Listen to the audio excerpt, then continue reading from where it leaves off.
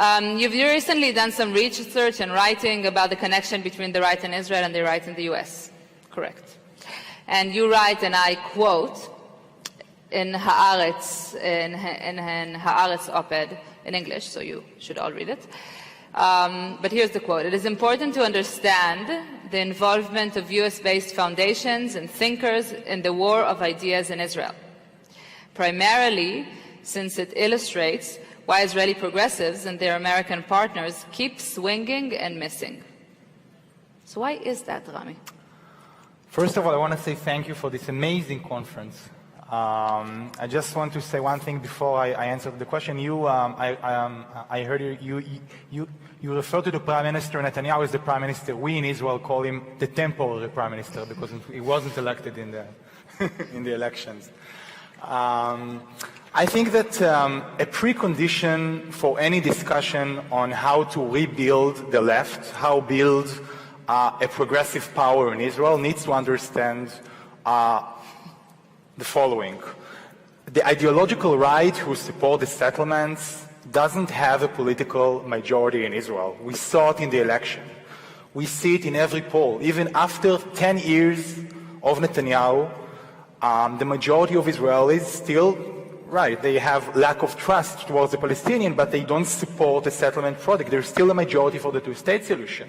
On social economic issues, there is a majority for progressive. On state and religious issues, Israelis are moving to the left. So what the right did is, in order to change this, they have built a new political, organizational, ideological machine that sometimes we in the left, both in Israel and in the States, don't really understand. And I'm not referring to Sheldon Adelson funding a propaganda newspaper of the temporary Prime Minister. I'm referring to a political machine that is constantly trying to push the political debate in Israel to the right. We tend to talk a lot about annexation in the last last 2 days, but where did annexation, where is the political word, where is the term come from? It came from this political machine of think tanks, educational organization, training organization, funded by American conservative Jews that are doing two basic things. One, pushing the debate to the right, promoting the radical, fanatic ideas. And second thing, which is, again, less known, but I think it's the most important thing that the right is doing in the last decade, trying to put the right people in the right places, trying to retake power, trying to be in the public service, in the army, in the media, in local government, in national government, places where we kind of neglected. So I think that we should understand it, and we should understand it because in order to build the left, we should better understand the right.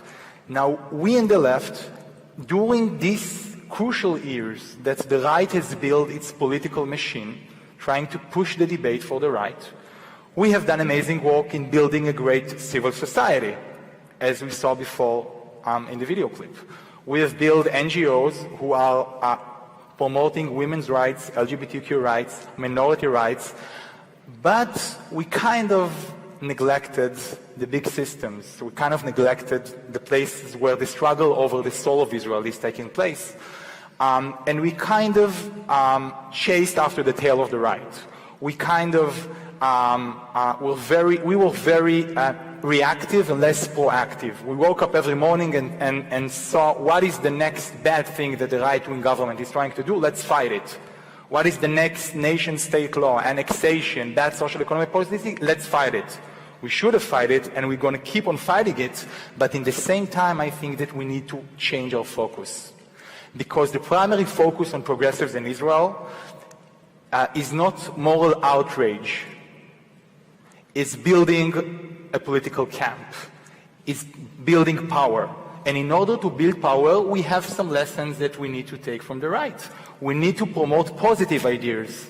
Not only saying what the right is doing wrong, saying what we can do better. We need to be in positions of power when the same systems that we kind of neglected. So this is, in 3 minutes, what we have to learn, I think. What do you see as the building blocks of this alliance of power that we are talking about?